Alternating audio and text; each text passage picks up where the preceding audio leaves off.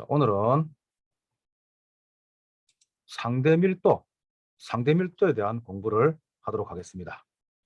자, 상대 밀도란 영어로 하면 relative density입니다. relative density. 조립토, 주로 이제 자갈과 모래가 주 성분인 흙인데, 이러한 조립토가 조밀한지 느슨한지를 나타내는 지수라고 할 수 있습니다. 상대 밀도. 자, 이러한 상대 밀도는 조립토의 강도와 또 치마량에 영향을 미친다고 하겠습니다. 그래서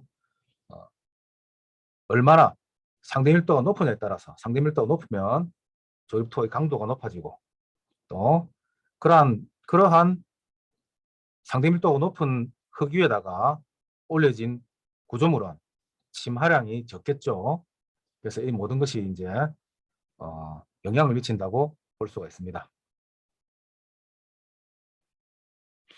자, 이 상대 밀도를 구하는 식은 가마 dr은 E 맥시멈 마이너스 E 미니멈 분의 E 맥시멈 마이너스 E입니다. 여기서 E는 현재 상태의 간극비를 나타내고 있습니다.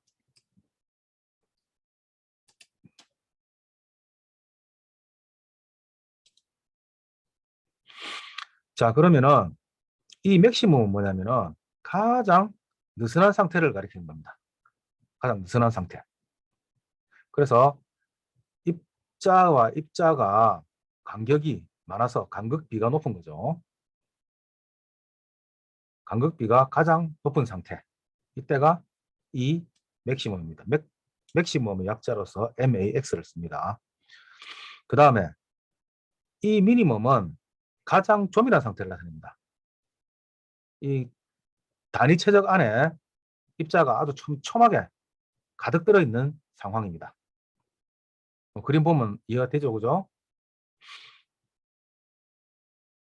자, 그래서 가장 느슨한 상태에서 가장 조밀한 상태를 뺀 것분에, 그러면은 극과 극이죠, 그죠?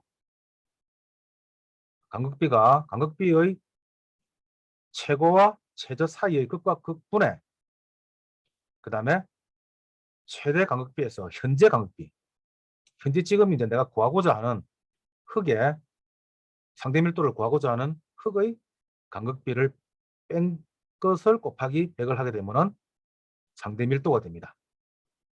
어떻게 보면 이제 밀도의 조밀율이 되죠, 그죠? 조밀한 율을 나타내는 거죠. 이 공식은 꼭 여러분들 외워줘야 됩니다. 자, 보통 보면은 보통 미디엄 상대 밀도가 35에서 65 사이, 이 부분을 미디엄이라고 하고요. 이거보다 낮으면은 느슨, 15 이하가 되면은 매우 느슨이 됩니다. 그리고 이거보다 조밀하게 되면은 이제 65에서 85가 조밀이고, 85 이상이 되면 매우 조밀하게 됩니다. 자, 상대 밀도 다 같이 따라해 봅니다. relative density.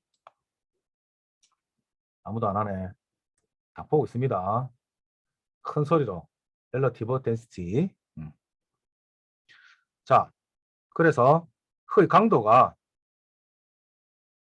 느슨한 상태로 갈수록, 이렇게 느슨한 상태로 갈수록 흙의 강도가 작고 압축성은 큽니다. 압축성이 크다는 말은 위에 무거운 하중이 올라왔을 때 침하가 많이 된다 하는 그런 의미입니다. 그리고 조밀하게 될수록 흙의 강도가 커지고 압축성은 작아집니다. 자, 그럼 우리가 이렇게 알 수 있겠죠. 압축성이 작은 흙이 더 어떤 기초라든지 구조물의 기초 재료로서 좋은 흙이겠죠. 그죠? 대답할 때는 손을 들어주세요. 네. 압축성이 작은 흙일수록 기초라든지 어떤 토목 구조물의 재료로서 좋은 흙이다 하는 거. 압축성이 크면 안 좋다 하는 겁니다. 알겠죠? 정우성.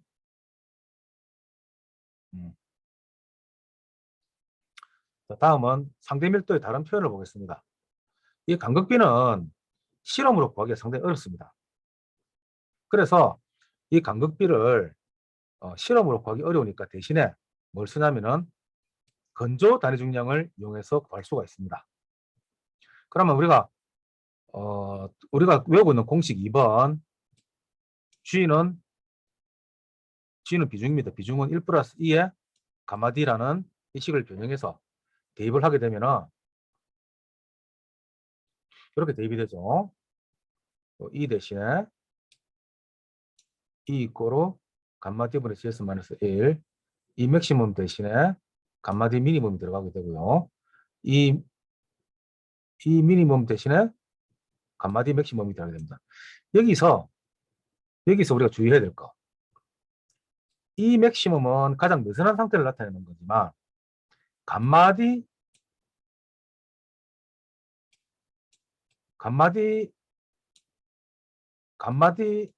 는 감마 D 미니멈일 때 가장 느슨한 상태입니다.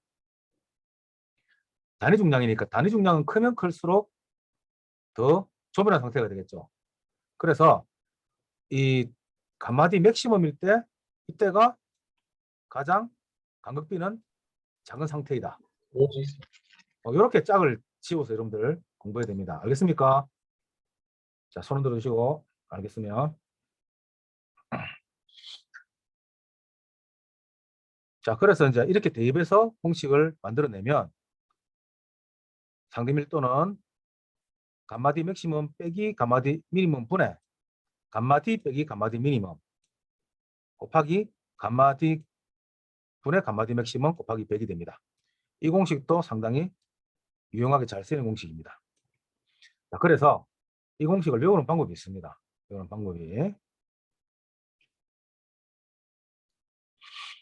이 공식을 외우는 방법은 무조건 큰 거에서 작은 걸 뺍니다. 큰 거에서. 작은 거에서 큰 걸 빼면 음수가 나오니까 안 되죠. 그죠? 그래서 무조건 큰 거에서 작은 걸 뺀다. 그래서 여기도 보면은 이 맥시멈에서 이 미니멈을 뺐죠. 그죠? 이것도 이 맥시멈에서 1을 뺐고 마찬가지로 상대 밀도에서도 감마 D 맥시멈 빼서 감마 D를 미니멈을 빼고 감마 D에서 감마 D 미니멈을 빼야지만 양수가 되죠. 그죠? 그리고 그 다음에 요 항을 앞으로 보냅니다. 앞으로 보내면 곱하기 감마 D분의 감마 D 맥시멈이 되죠.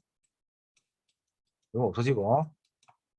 자, 그래 되면은 요렇게 X하고 같은 거죠. 같죠? 감마 D 맥시멈 감마 D 이렇게 X하고 같고. 그죠? 그러고 큰 거에서 작을 빼준다. 이렇게 이제 공식을 이해하면 더 헷갈렸나? 이렇게 이해하면 여러분들이 조금 더 공식을 외우기에 쉬울 겁니다. 자, 아까 설명과 마찬가지로 감마 D 미니멈이란 것은 최소 건조 단위 중량, 가장 느슨한 상태를 가리키고요. 감마 D 맥시멈은 최대 건조 단위 중량, 즉 가장 조밀한 상태를 가리킵니다. 여기서 감마 D는 감마 D 값은 현재 상태에서의 건조 단위 중량입니다. 자, 상대 밀도가 왜 달라지는가를 보겠습니다. 상대 밀도는 입자의 배열 상태에 따라서 같은 부피 내의 출입자의 양이 달라지기 때문에 상대 밀도가 달라지게 됩니다. 자, 보면은 가장 루즈한 상태를 이렇게 그림을 그렸는데 이 가장 루즈한 상태를 모식도로 그려보면은 이렇게 그릴 수가 있습니다. 그러니까 지금 구슬 위에 구슬이 이렇게 놓여 있는 상태. 그러니까 이 사이에 간극이 많죠. 이 사이에 간극이 상당히 많은 상태. 이런 상태가 바로 루즈다. 그 다음에 이렇게 구슬이 이렇게 사이사이에 딱딱 이가 맞게 들어가 있는 상태. 이래 되면은 이 사이에 있는 이 간극도 적어지게 되겠죠. 그래서 이렇게 간극이 적은 경우가 덴스한 상태. 우리나라 말로 조밀한 상태가 되고요. 그 다음에 루즈한 상태는 느슨한 상태가 됩니다. 느슨한 상태. 일반적으로 이 느슨한 상태가 되면은 강극비가 0.91 정도, 조밀한 상태가 되면은 강극비가 0.35 정도가 됩니다. 자, 그런데 이 느슨한 상태에서 다짐이라든지 진동이나 충격을 주게 되면은 이렇게 느슨한 상태에서 조밀한 상태로 상대 밀도를 높일 수가 있습니다. 이렇게 진동이나 충격 등을 줘가지고 다진다 해서 이걸 다짐이라고 합니다. 말 그대로 다짐. 영어로 컴팩션. 다짐이라고 우리가 이제 얘기를 하는데요. 이렇게 우리가 다지는 이러한 작업이 우리가 예를 들어서 도로공사를 할 때 도로공사 하부에 아스팔트나 콘크리트 도로 하부에 노상이나 노체를 다질 때 이렇게 흙을 이렇게 갖다 붓고 롤러로 다지는 그러한 작업을 하게 되죠. 그래서 이러한 다짐에 대한 시험도 있고 또 다짐 방법도 있고 하기 때문에 이 부분은 또 나중에 여러분들 5장에 가면은 5장 페이지 71페이지 한번 해보세요. 해보면은 책 보면은 5장 다짐해 보면은 여기에 여러분들이 다짐에 대한 그러한 공부를 5장에서 하게 됩니다. 곧 하게 되니까 다짐 한번 봐주시고, 이 다짐은 결국은 상대 밀도를 높이는 작업이다.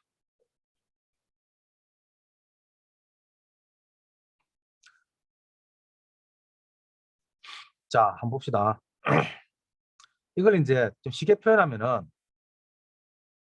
만족도를 가지고 표시를 하는데, 여러분들 그 옛날 어머니들은 쌀을 사러 갈 때 쌀가게 가면은 대박이라도 대박이라죠. 말 사각형으로 되어 있는 그러한 그 대에다가 이걸 한 대를 이래 해가지고 부피로 이제 재가지고 쌀을 샀어요. 근데 한 대박에다가 쌀을 담았는데 잘 담으면은 흔들하고 잘 담으면은 이렇게 440g이 딱 들어오고 엄청나게 느슨하게 담으면은 340g이 들어온단 말입니다. 그럼 여러분들은 같은 돈을 주고 쌀을 사는데 한 대박에 쌀을 샀는데 440g 최대로 높은 무게의 쌀을 사는 게 기분이 제일 좋겠죠. 그죠? 기분이 제일 좋을 겁니다. 그리고 제일 기분이 안 좋은 건 뭐야? 최대로 느슨하게 쌀을 사왔으면은 엄마한테 군밤을 맞겠죠. 이놈 신분식이 났더만 이따구로 사왔다면서 100g의 차이가 난다. 두 개가. 이때 여러분이 가서 사왔는데 400g을 사왔다 칩시다. 400g을 사오게 되면은 여러분의 만족도는 얼마가 될까요? 그래서 최대일 때에서 최소일 때를 뺍니다. 그럼 빼기죠, 그죠? 그 다음에 현재 내가 싼 쌀에서 최소를 빼주면 그게 현재 내가 만족도가 되고 현재 만족도는 60%가 되는 겁니다. 이게 이제 상대 밀도에 대한 설명을 할 때 이렇게 설명을 하면 여러분들이 귀에 쏙 들어오죠. 그죠? 그래서 쌀을 살 때 만족도를 이걸 가지고 여러분들 얘기를 한다. 여기에는 우리가 뭐가 있냐면은 용적이라는 부피라는 그러한 팩터가 들어있는 거죠. 부피는 다 같은 겁니다. 지금 이 미니멈일 때나 이 맥시멈일 때나 항상 부피는 같습니다. 같은데 무게가 다른 거죠. 어째서 쌀이 촘촘하게 들어가느냐 아니면 아주 느슨하게 들어가 있느냐에 따라서 무게가 달라진다는 데 우리가 중요한 팩트가 있는 겁니다. 자, 똑같이 우리가 상대 밀도도 이 맥시멈 빼기 이 미니멈분의 이 맥시멈 빼기 현재 2 이렇게 해주면은 이게 바로 여러분들의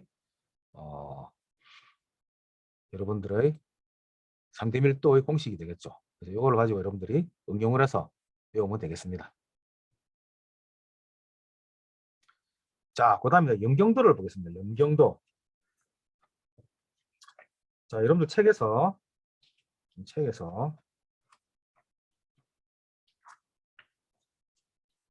3.3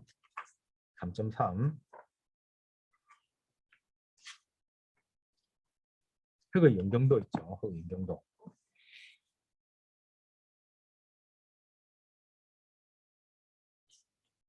3.3 페이지 45페이지에 흙의 염경도 보겠습니다. 자, 염경도를 보면서 같이 여러분들 이제 공부를 하시기 바랍니다. 이 염경도도 외울 게 많아요.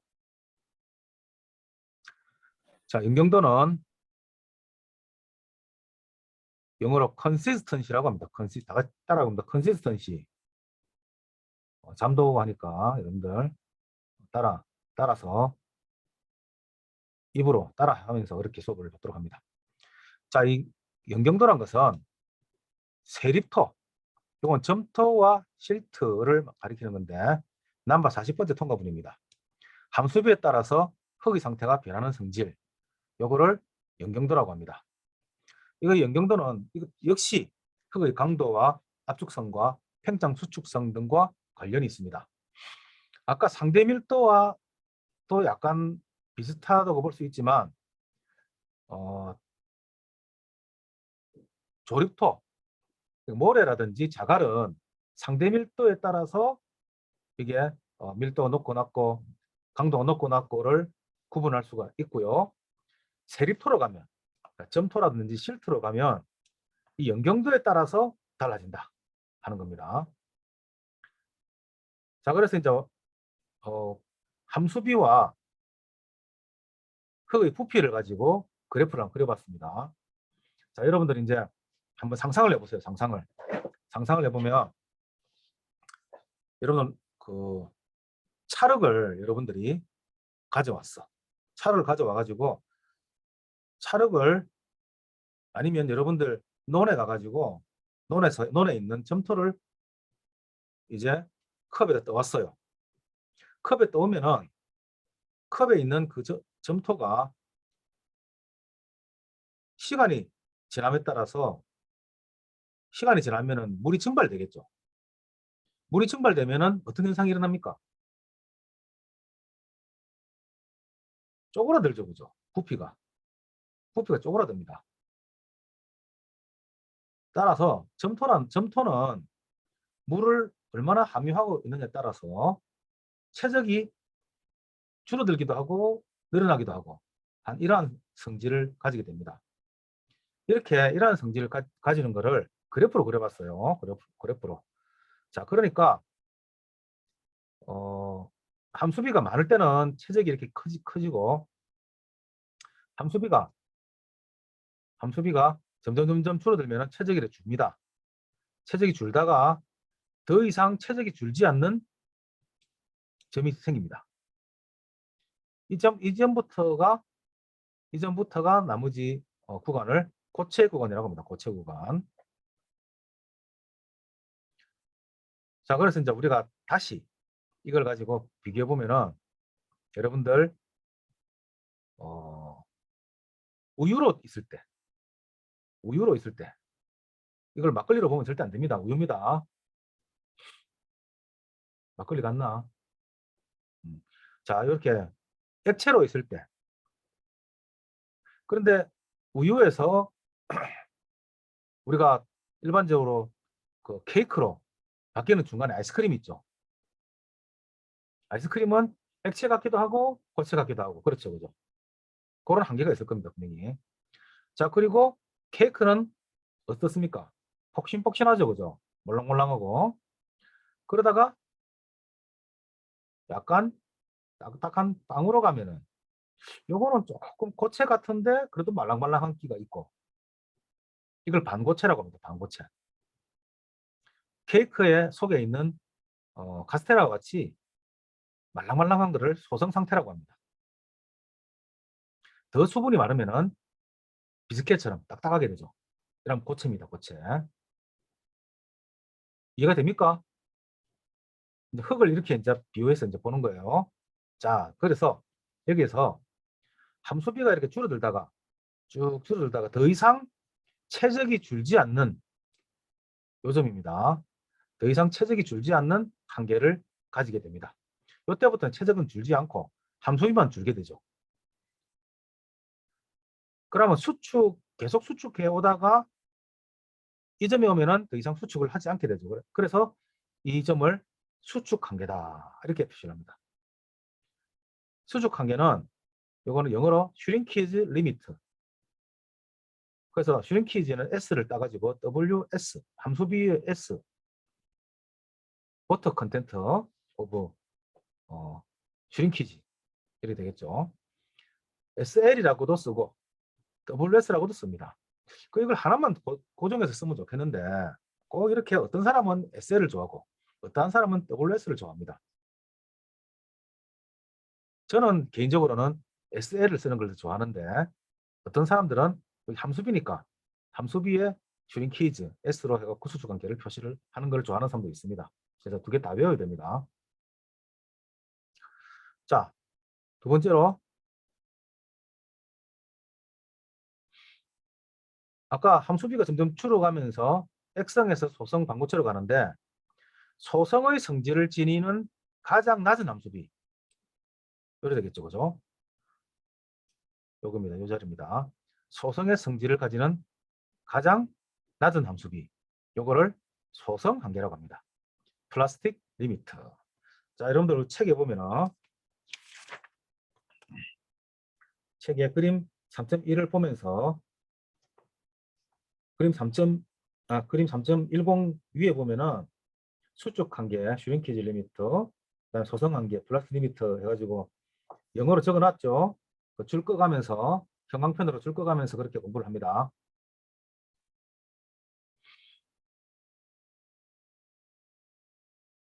자, 소성 한계. 다음에 X성의 성질을 지니는 가장 낮은 함수비. 요거를 리퀴드 리미트라고 해서 X성 한계라고 합니다. 이것도 똑같이 WL이라고 쓰는 사람이 있고요. 소성 관계도 플라스틱 리미트 또는 WP로 쓰는 사람도 있습니다. 그래서 두 개 다 알아놔야 됩니다.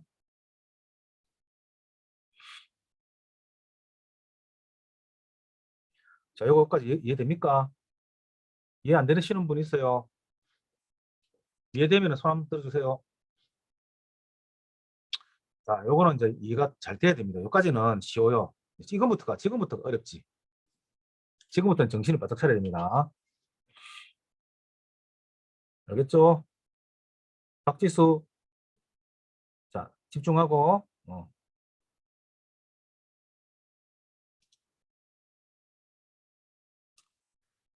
자, 그 다음에 이렇게 SL, 또 PL, LL, 여기 전부 다 리미트 한계죠, 한계. 한계라니까 이거를 에러버그 리미트, 우리 한글말로 에터버그 한계라고 부릅니다. 에터버그 한계. 에터버그라는 사람이 이거를 만드는 거죠. 이 에터버그는 사람 이름인데 뭐 하는 사람이냐면은 도자기 굽는 사람입니다. 옛날에 이제 도자기를 굽는데 그걸 요업이라 하죠. 도자기 굽는 거를. 요업하는 사람들이 도자기를 함수비를 어느 정도로 하면은 가장 잘 빚어지고 도자기를 구웠을 때 가장 단단하게 나오느냐 한 이런 것들을 연구하면서 이런 것들을 만드는 거예요. 도자기 만드는 재료가 고령토잖아요. 고령토. 그죠? 그래서 이 에터버그라는 사람이 만드는 거를 우리 토질력학에서 가만 보니까 괜찮거든. 그래서 우리 따서 갖고 와서 쓰는 겁니다. 김태규 알겠어요?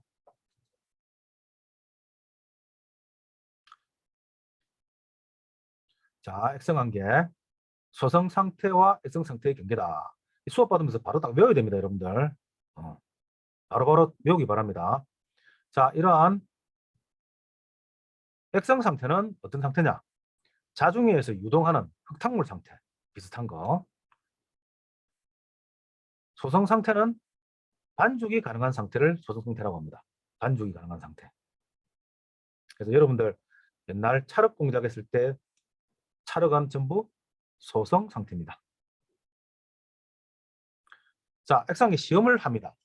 액상기 시험하는 시험기구는 이렇게 생겼습니다. 나중에 여러분들 이제 지방노 선생님이 실습 시간에 액상기 시험을 하게 되는데, 밑에는 경질 고무판으로 되어 있는 요 통 위에다가 요런 이건 국자 같은, 딱 국자같이 생긴 이런 반원형의 위에서 보면 이렇게 동그랗습니다. 위에서 보면 이렇게 동그랗고 옆에서 보면 이렇게 반달 모양으로 생겼죠. 요런 시험 장치에다가 흙을 이렇게 이제 이만큼 담습니다. 담아가지고 여기다가 여러분들 그 시험 장치에 보면은 주걱이 있어요. 주걱. 홈을 파는 그러한 장치가 있는데, 홈을 파는 장치를 가지고 이걸 한번 쫙 지나가 주면 이렇게 홈이 생깁니다. 이 홈이 생기는데, 홈이 밑에는 2mm, 높이는 약 8mm, 위에는 11mm 되도록 이제 홈이 이렇게 생기는 거예요. 홈이 이렇게 위에서 봤을 때는 이런 모습이고, 자, 이 상태에서 옆에 있는 이 손잡이를 돌려주면 이렇게 돌려줍니다. 이렇게 돌려주면 이렇게 자꾸 돌리면 이 국자가 위로 올라갔다가 퉁 떨어지고 올라갔다 퉁 떨어지고 올라갔다 퉁 떨어지고 하면서 이렇게 퉁퉁퉁 자꾸 충격을 받으면 어떻게 되겠습니까? 요 홈을 팠던 요 부분이 이렇게 메워지게 되겠죠. 이렇게. 자, 이렇게 메워지는 게 위에서 딱 봤을 때 13mm가 이렇게 홈이 메워지는 그때 상태의 함수비를 찾는 겁니다. 그게 이제 액성 한계라고 하는데, 여러분 책 47페이지에 보면은 액성 한계 시험 장비가 보이죠? 사진이 있을 겁니다. 이걸 보면서 여러분들 보면 되겠습니다.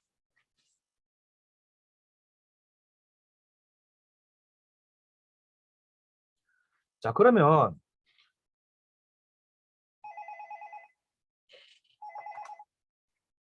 시험 수업 중입니다.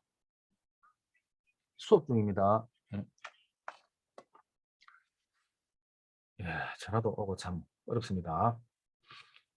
자, 이걸 이제 내가 너무나도 운이 좋아가지고 딱 25회를 이렇게 때렸는데 딱 13mm가 탁 붙으면 엄청 좋겠죠, 그죠? 엄청. 그런데 정확하게 맞출 수가 없습니다. 그래서 어떻게 하느냐면은 여러 번 시험을 하게 되죠. 함수비를 낮게 해가지고 낮은 상태에서 점을 하나 찍고,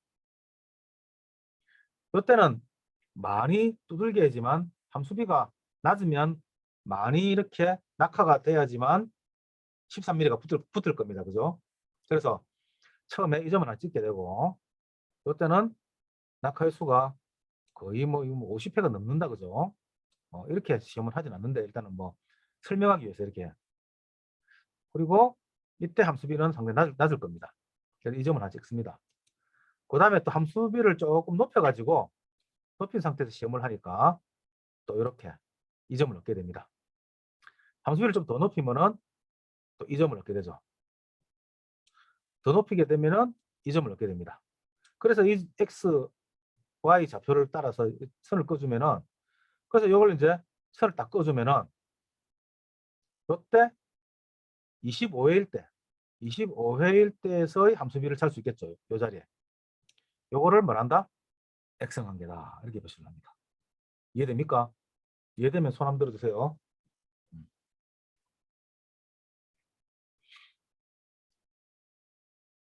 그래서 시험 결과를 일반적으로 한 4회 정도를 반대수 용지에다 표시합니다. 반대수 용지란 것은 지금 X축은 대수 눈금이죠. 로그 눈금입니다. 로그고, Y축은 일반 그냥 산술묶음입니다.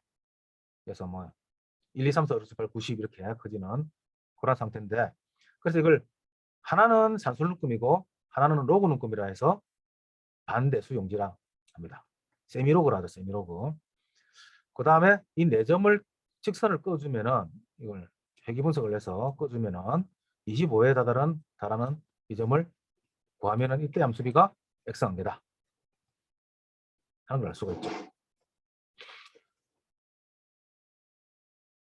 그러면 여기서 이제 우리가 이제 유동지수란 걸 또 구할 수 있어요.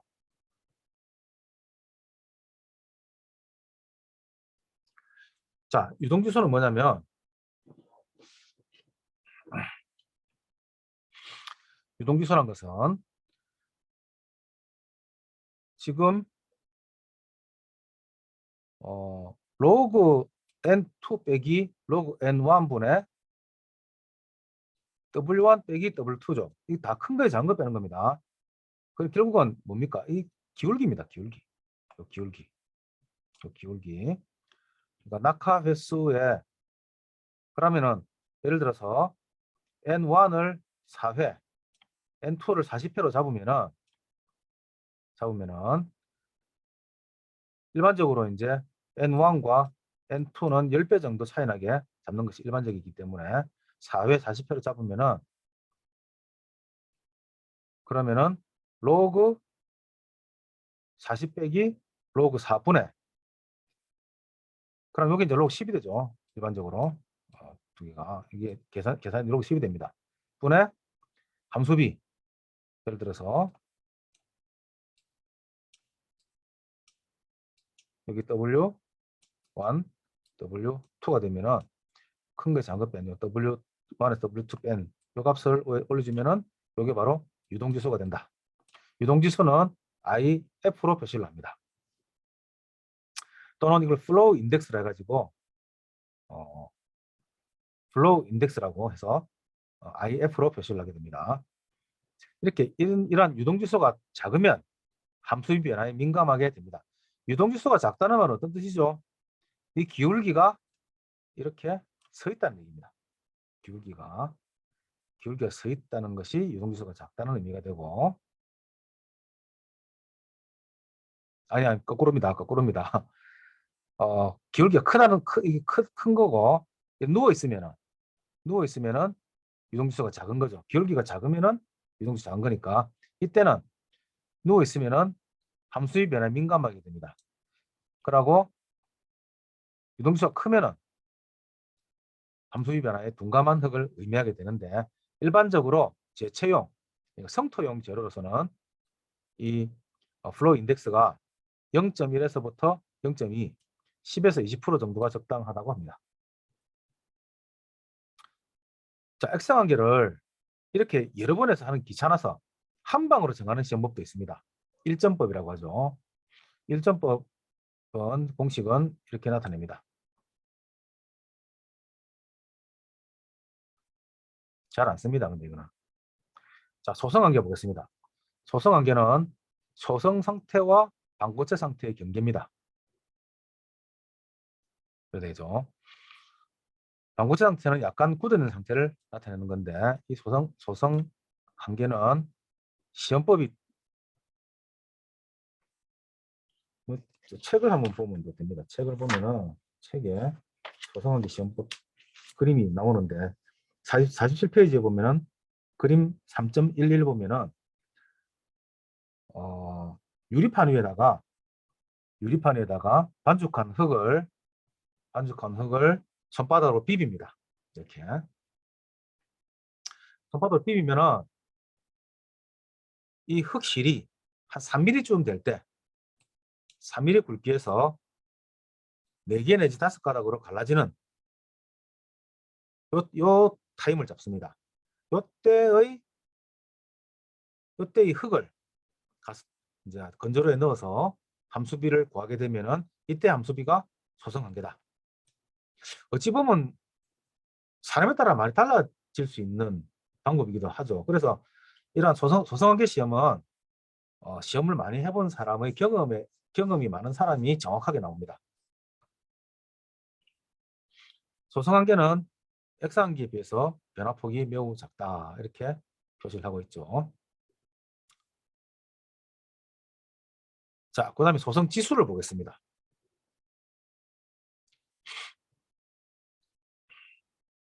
자, 소성지수는 아까 X관계에서 소성관계를 뺀 이 길이를 소성지수라고 합니다.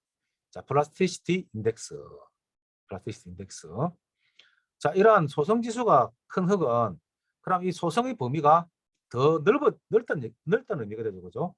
소성의 범위가 넓게 되니까 이 흙은 팽창 수축성이 큰 흙이며 점토분의 함유가 많다.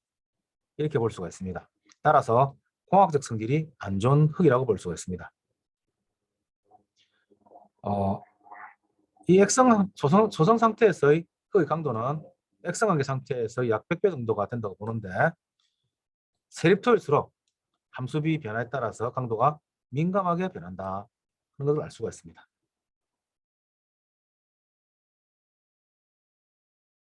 다음은 액성지수입니다. 자, 여기서 우리가 이제 이 액성지수와 연경도지수를 두 개를 이제 여러분들 비교해서 공부를 해야 되는데요. 50페이지 한 편입니다. 50페이지. 50페이지 보면은 액성지수와 연경지수가 있죠. 액성지수는 LI라고 표시를 하고 연경지수는 CI로 컨시스턴시 인덱스로서 연경지수로 표시를 하게 됩니다. 자, 그러면 무슨 말이냐면은 자연 상태의 흙을 내가 이 자연 상태 흙에 대해서 내가 액성지수를 알고 싶다 하면은 분자는 WL 빼기 WP니까 이게 소성지수가 되죠. 소성지수 분해 그 다음에 자연상 지금 보통 자연상태 함수비가 소성 이제 요 소성의 성질 내에 있으니까 이게 이제 자연상태 함수비라고 봅시다. 요 위치가 이제 자연상태 함수비라고 봤을 때 그러면은 자연상태 함수비에서 요 소성 한계 상태에서의 함수비를 빼주면은 요 거리가 되죠. 거리. 요 길이. 요 길이. 자연 상태에서 그러면 요 길이 분해. 요 길이가 PI니까 IP니까 요거 분해 요거. 여기 액성지수입니다. 이해됩니까? 그럼 연경지수는 뭐냐? 거꾸로 연경지수는 책에 보면 PI분의 LL-WN 돼 있죠. 요 분해 소성지수 분해 요겁니다. 요 부분. 요 부분이 연경지수가 되는 겁니다. 분모는 소성지수로 갖고 분자가 여기 되면 액성지수, 분자가 여기 되면 연경지수. 이렇게 외우면 되겠습니다.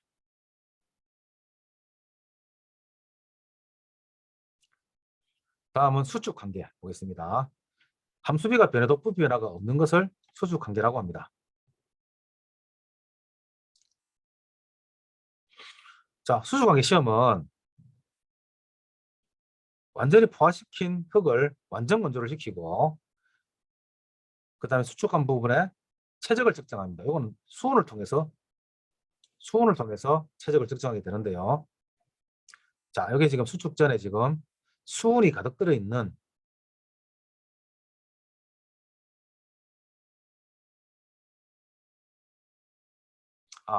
요거는 이제 지금 어떤 용기 안에 흙을 넣고 수축을 시킵니다. 그럼 완전히 마르면은 이렇게 수축이 되겠죠. 수축 전과 수축 후가 이렇게 나타나고요. 그 다음에 이때의 수축 전의 부피 V1을 구하고 수축 후의 부피 VF를 구합니다. 그래서 자, 이렇게 되면은 수축 B를 알 수가 있죠. 수축 B는 R은 VF분의 WS. WS는 흙의 무게가 되겠죠. 나누기 감마 W 하면은 이 수축 B가 됩니다. 이 수축 B를 여기다가 넣고 비중을 넣고 빼고 빼주면은 이게 WS가 되는데 이게 바로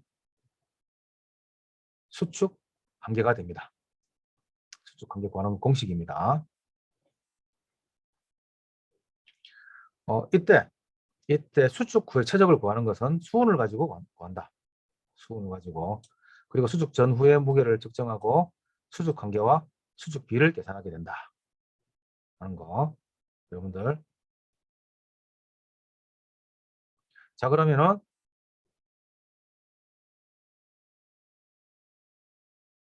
여기까지 수축 관계 구하는 공식까지 이렇게 한번 보고 여기까지 시간이 거의 다 돼가지고 지금 조성도표는 다음 시간에 하도록 하겠습니다. 그래서 지금 수축 부분에 수축 비를 구하는 거 하고 그 다음에 WS 구하는 요 식 여러분들 봐주시고 한 번 더 여러분들 아마 여러분들이 가능하게 되면 집안조사 및 실습 시간에 수축 관계까지도 구해볼 수 있는데 아마 이것까지 수업을 할 만한 시간은 아마 안 될 겁니다. 아마 어쨌든지 간에 여기까지 오늘 수업하는 것으로서 수업을 마치도록 하겠습니다. 자, 그리고 이제 여러분들 출석을 불러야 되죠.